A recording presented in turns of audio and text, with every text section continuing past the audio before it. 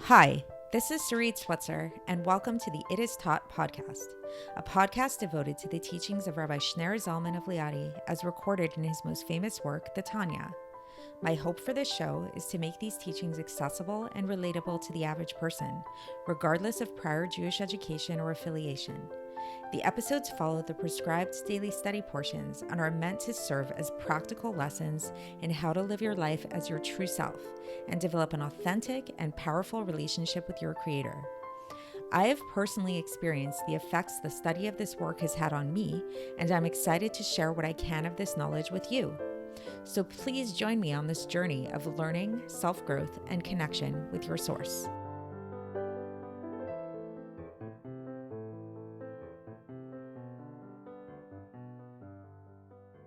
Hi, and welcome to the It Is Taught podcast. This is episode 462 for the 6th of Adar in a regular year. For many of us, especially those of you who grew up in the 90s, like me, then you probably have fond memories of playing Super Mario Brothers, or at least you knew people who played Super Mario Brothers. And the big theme of Super Mario Brothers, the big goal of the game, was to rescue Princess Peach from King Koopa, who had taken her captive. And we find that this theme of rescuing the princess is very prevalent throughout many fairy tales, throughout many video games and things like that. And I think that's very interesting because, as we'll see today, this analogy of rescuing the princess is actually a very, very deep analogy that really can apply to our spiritual service of God. And as we'll come to learn, we actually have an internal princess that we need to rescue as well.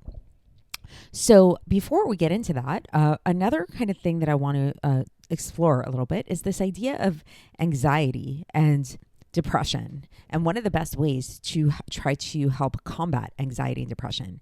And again, this is not, a substitute for clinical therapy or going to a doctor. Some people really do have physiological conditions that require medicine and things like that. But for the average person, if they fall into bouts of anxiety and depression, one of the best remedies for overcoming these things is by actually, perhaps ironically, directing the focus towards other.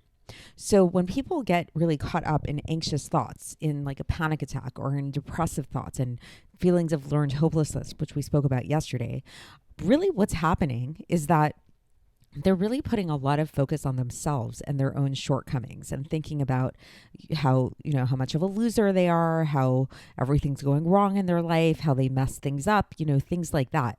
And while this might seem like this person is not a very selfish person because they are being so down and out about themselves, the truth is they're actually being extremely selfish because they're really putting all their focus on themselves. And the remedy for this is often to just focus on giving to other people. I remember having this experience myself one day when I was at a Purim party, and I was feeling very anxious for whatever reason. I don't actually remember why at the time. And I was just really caught up in my anxiety. And what snapped me out of it is that I looked over and I caught a glimpse of a friend of mine who I had invited to this party, who I suddenly realized didn't know anybody there. And suddenly I started to realize that, she probably is feeling quite anxious, and let me go and make her feel comfortable. And so I did. And so I actually shifted my focus towards her. I started talking to her. I started, really making her feel comfortable. And lo and behold, my anxiety disappeared. So it's a really, really easy, quick fix. And it's something that really all of us can do. So try it the next time that you're feeling anxious or you're feeling despondent. Just try to focus your energy on someone else. So while this is nice psychological advice for, the world and people and things like that, and engaging with our relationships with other people, what we'll come to learn in today's episode is, in fact, this dynamic is actually playing out within ourselves as well. Because as we've already learned, if you've been following along the episodes, we are actually not one unified person. We actually contain two souls. So there's two of us on the inside. So just like there was me and my friends at the party, inside of me, inside of you, there are actually two people. There's your animal self, and then there's your godly self. And when we come to recognize this is how we can really kind of sort it all out. So the past few episodes, we've been really putting a lot of focus on the identification of the self with the animal, and how this is really how most of us identify with our animal self. We, when we feel hungry, when we feel thirsty, when we want this, we want that, different physical desires that we have and different physical impulses that we have. And then we really started breaking down that animal soul and talking about just how flawed it is, how disgusting it is really, and how far it is from God and all of those kind of things.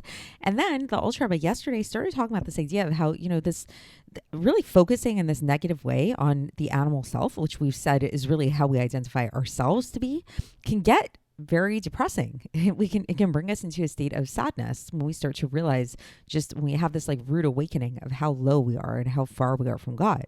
So yesterday, we began speaking about the solution to this idea, the solution to the sadness, because we know we don't want to be sad. And sadness is actually a very negative trait, and there is no room for sadness for its own right. And yesterday, we spoke about how what we can do to overcome the sadness and to transform the sadness is to actually channel it so that it's no longer sadness, but it's actually bitterness. And so that it actually becomes a proactive feeling where we don't just like lie around thinking about what a loser we are, but we actually do something about it. We actually say, you know what, I'm going to change. I'm going to do something. Today, we're going to take this a little bit further, and we're going to bring in this idea of rescuing the princess. Who's the princess here? The princess is our godly soul. So when we have this awakening, when we start to realize that our animal soul, yes, it's who we identify with on an ego level for sure, but nevertheless, we have another soul. We have a godly soul, which in a certain sense we can say is really the deeper and deepest aspect of ourselves. It's the part of us that's really is one with God, that is not separate from God at all. Now, the sad thing is that this princess, this godly soul that we have, is in captivity. It's trapped within the bounds within the clutches of our body and of our animal soul, and it needs to be rescued. So now, when we realize this, we have a mission. So just like me at the party where I was feeling really uncomfortable and, self-conscious and whatever, when I realized now I have a mission to go rescue my friend, make her feel better, I suddenly felt so much better. That's true here as well, that once you realize that you have a mission, once you realize that, this animal soul of yours, it can actually do something. It can actually go and it can rescue this princess. It can rescue this godly soul. How does it do that? Through keeping Torah and mitzvahs, basically, through doing what God wants of it, through doing things that make the godly soul happy. Through doing that, you can actually rescue the princess. So it becomes a very empowering experience, which then translates to mean a very happy experience. You become ecstatic. So it's a lot of times when people feel this feeling of learned helplessness, of depression, it's because they kind of feel like lost. They don't know what they can do. They feel like powerless. They feel like this is their situation and there's nothing they can do about it. But the moment that they realize that actually not only is this not just like a forever situation for them, but there actually is something they can do, and there's something concrete they can do. And especially if that focus is on something outside of themselves, on outward, that can bring them tremendous joy and can get them out, break them out of this depressive state. So that's the focus of today, is really how to shift the focus away from just wallowing in your own flawed animal self, and in fact, instead to channel those feelings of recognition of the flawed animal self, channel that into rescuing your higher godly self. So let's get into the text and see how the Alter Rebbe explains this. For context, we're still in the middle of chapter 31, which we began yesterday, of Likkutei Amarim. And yesterday, just to review a little bit, where we left off was where we came to this place of recognition that the more angry you get at your animal soul, at your evil inclination for not allowing you to be close to God, this anger can transform any sadness that's there into bitterness. And when this sadness transforms into bitterness, then the sadness gets eradicated. Now today, the Alter Rebbe takes this a step further, and he says that once the sadness is eradicated, then what will emerge from there is a true feeling of joy. So how can this happen? So now the Alter Rebbe is going to say, I'm going to give you some practical advice to come to this doubled comfort. So what's the doubled comfort of eradicating the sadness and additionally experiencing this joy? He says that this can come about through speaking to oneself and saying to themselves that, yes, true, I am very, very far from God. Totally, like just really completely distant from God, as we've been discussing in the past few episodes.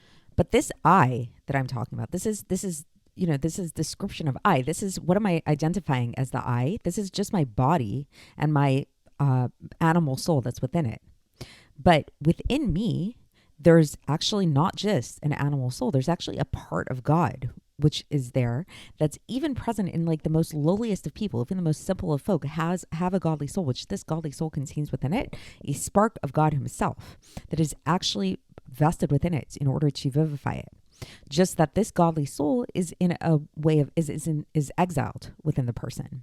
So then when a person realizes this, then they realize that there's actually an inverse relationship here going on, where the further they are from God, the further their body and their animal soul is from God, the more steeped in galus, the more steeped in exile their godly soul is, which means that the more compassion you should have for it, because it's like, the further you are from God, the more compassion you should feel towards your godly soul, which is get further and further and further deeper into exile.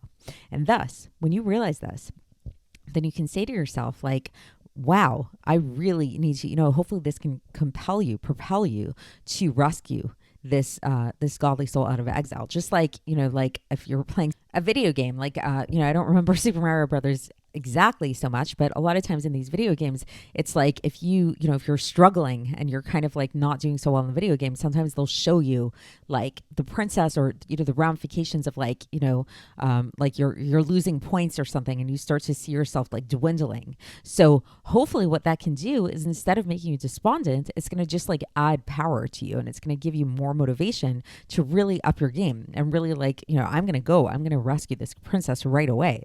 And that here too, it's like when you realize how far you are from God, the more you realize like, oh, wow. And then when you realize that you have this godly soul within you that's trapped in exile, and the further you go away from God, the more this godly soul becomes into exile. This should actually really motivate you to go and get this godly soul out of exile. And that this will become like your entire purpose. Like you will put your entire focus on rescuing this godly soul that's within you, that we can really think of as being like this kidnapped princess, which, is really far from its home. Because what is the godly soul's home? The godly soul's home is with God, is with the light of God. Before it became enclosed in the body, the godly soul was one with the light of God. And you know what? Like, I can make this happen now as well. I can unify it with its source, with God. How can I do that? When I put all of my focus on bonding with Torah and mitzvahs, which is the will of God, so that I can have all of its 10 powers become vested with the light of God, with the light of Torah and mitzvahs. And this is what's going to restore it to this unification, to this unity with God, especially prayer. So prayer, there's something special about prayer here, because when I pray, then I'm going to scream out to God and plead on behalf of this godly soul that's within me, that is in a state of exile, for it to be rescued, for God to rescue it out of this state of exile. And this is the service of God, which is referred to as tshuva and maasim tovim, returning to God and doing good deeds, which is from Pirkei Avos, chapter 4, Mishnah 17. And the Alter Rebbe concludes here, and he says that this maasim tovim, these good deeds, this is a reference to the idea is like you're doing a good deed to restore the part of God to its source and to its root, to the source and root of all of the worlds. So that's the basic idea. So in conclusion, that's the end of the section for today. In conclusion, I think this analogy of rescuing the princess is a really nice analogy of the fact that your godly soul is like this princess that's captive within you. And when you don't focus on the princess, when you just focus on your animal self, on your animal soul, yes, it can be a very despondent experience when you realize just how lowly it is, how far it is from God, and all of those kind of things. But when you realize that you also have this godly soul within you, and that you have the power to rescue this godly soul within you and restore it to its source, for it to be unified with God, this can be a very empowering experience. And this is where you can actually take all of your energy of feeling far from God, of feeling low about yourself, feeling like a loser, all of those things, and say, you know what? No more. I'm not going to just sit around the couch all day feeling sorry for myself. I can do something. I can actually make a difference, and I can actually rescue this godly soul from exile by putting all of my focus on doing what it wants to do, which is essentially what God wants it to do, so that thus all of its components, all of its 10 parts can be vehicles for godliness, thus making it unified with its source. So that's the end of the section for today, and we're going to continue along these lines tomorrow, so stay tuned for that, and I will speak to you then. Thanks for listening to the It Is Taught podcast, hosted by Sarit Switzer. This podcast is dedicated in loving memory of my maternal grandfather, Avraham Yitzchak ben Binyamin HaKohen of blessed memory. Music by Shoshana. If you enjoyed this episode and would like to support the show, please share it with others and subscribe on YouTube, Apple iTunes, Spotify, or wherever you listen to podcasts, and make sure to leave us a 5-star review. To find out more about the It Is Taught project, including more information on my soon-to-be published book, please visit our website, itistaught.com. To catch the latest from me, follow me on Facebook, Instagram, and Twitter. Looking forward to speaking with you tomorrow, and until then, have a great day.